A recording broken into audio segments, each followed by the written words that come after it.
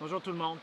Je me présente à vous autres aujourd'hui. Ça fait un sacré bon bout de temps que je devais le faire. Puis mon épouse Sylvie m'a demandé à plusieurs reprises de vous témoigner ce que c'est d'accompagner quelqu'un qui est atteint par le cancer.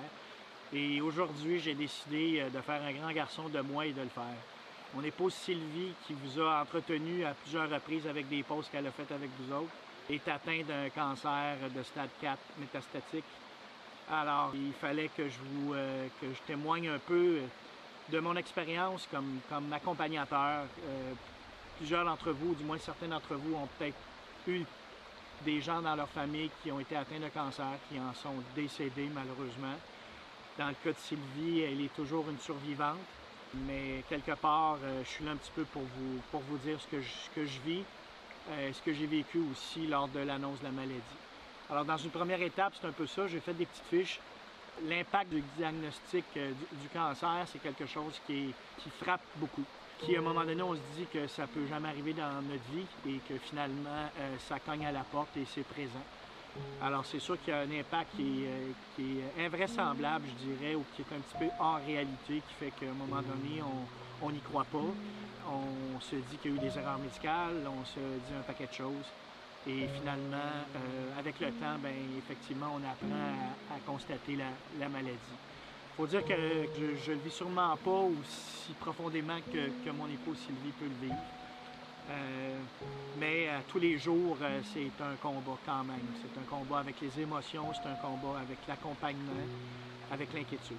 Lorsqu'elle a eu son diagnostic, moi, je travaillais à temps plein, ce que je fais toujours actuellement. Alors, c'était pas possible pour moi de l'accompagner toujours dans ses rendez-vous, ce que j'aurais aimé faire. Donc, d'autres ont pu le faire dans la famille immédiate, les enfants, les parents. Et ça, c'est hyper important que quelqu'un autour soit présent pour aider dans cette nouvelle-là. Mais dans mon cas à moi, ça a été bien difficile. Ça a été presque impossible d'être toujours là. À l'occasion, lorsque je finissais mes journées de travail, Sylvie revenait d'un traitement de chimiothérapie. Et c'était pas évident de l'avoir dans cet état-là. Un état difficile, un état d'effets secondaires importants. Mais l'important, c'était que moi, je puisse être là en fin de journée, que je puisse la voir et que je puisse être auprès d'elle durant son combat, malgré tout, malgré le fait que je travaillais. Alors, c'est important pour un accompagnateur de faire les efforts, de faire les sacrifices et les compromis pour être présent. Les changements qu'on a faits, parce qu'après ça, on se pose des questions sur notre vie, on se pose des questions sur... Certains scientifiques, même des médecins, vont dire que c'est le stress, que c'est un ensemble de facteurs qui fait qu'on contracte la maladie. Dans notre cas, nous, on a voulu focusser sur l'alimentation. Et on a changé beaucoup notre alimentation. On s'est tourné beaucoup vers les légumes, les fruits. On a tenté progressivement de supprimer tout ce qui était friandises, tout ce qui était sucre. Il faut être positif aussi. Il faut apprendre à gérer le stress, à vivre avec la maladie en question tous les jours. Donc, il y a une grosse gestion de stress qu'il faut faire, qu'il faut apprendre à gérer, à apprendre à vivre avec. L'autre aspect aussi qui est très difficile, c'est que Sylvie a dû avoir l'ablation d'un sein. Alors, c'est sûr qu'au niveau relationnel, au niveau physique, c'est des gros changements qui s'opèrent, qui fait qu'il y a un sein qui n'est plus présent. Donc, c'est sûr qu'au niveau estime de soi, ça en prend un coup du côté de la conjointe. Et nous, en tant que conjoints, ben, il faut quelque part voir l'autre personne sous des angles différents, c'est le cas de le dire. Il ne faut plus voir notre conjoint ou notre épouse comme sous un seul angle ou attiré par une seule ou quelques parties du corps. Mais il faut le voir comme dans son entité totale et complète.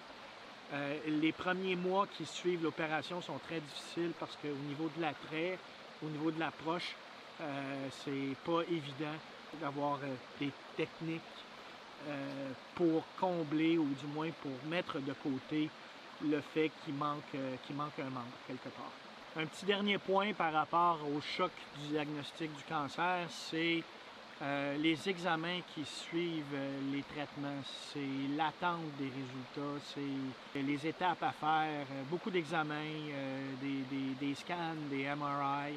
Et il est hyper important que comme accompagnateur, vous soyez présent avec la personne qui est près de vous, qui est atteinte du cancer. Chaque fois qu'il y a ces examens-là, chaque fois qu'il y a les étapes à faire, il y a toujours une anxiété, une crainte de la personne qui est atteinte de se présenter à l'hôpital, d'attendre. Surtout aussi de voir d'autres personnes autour d'elle ou de lui qui attendent pour avoir des examens ou pour avoir des traitements. Finalement, on se rend compte qu'on n'est pas tout seul à avoir le cancer, ou du moins en avoir été atteint. Mais quelque part aussi, on se rend compte qu'il y a des gens qui vivent la douleur, qui vivent la souffrance. Alors, si la personne est seule durant ses examens, c'est difficile. C'est pour ça que c'est important d'être là. Mais ce qui est encore plus difficile, c'est l'attente des résultats. C'est souhaitable que plus ça avance, plus les résultats soient positifs, évidemment. Si les résultats ne sont pas toujours à la hauteur de ce qu'on espère, c'est encore plus important d'être présent.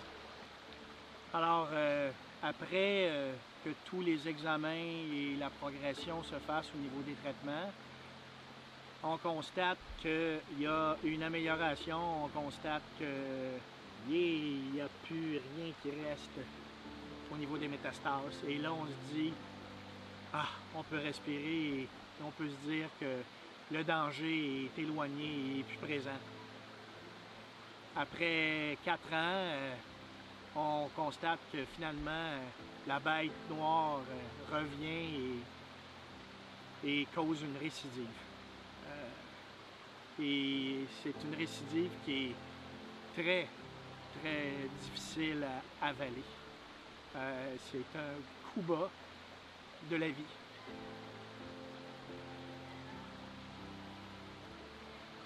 C'est au quotidien. Donc le combat recommence. Et c'est l'espoir qu'il faut qu'il renaisse. Il faut réapprendre à trouver des nouveaux moyens quotidiennement de faire, d'avancer et d'apporter de l'espoir, d'apporter du vivant à travers, encore une fois, les nouvelles étapes à suivre. Les questions sont posées sur la façon d'essayer de combattre à nouveau le cancer, combattre la récidive surtout. Où on sait que notre système est, je dis notre parce que j'emprunte beaucoup ce que ma conjointe vit et je le personnalise beaucoup.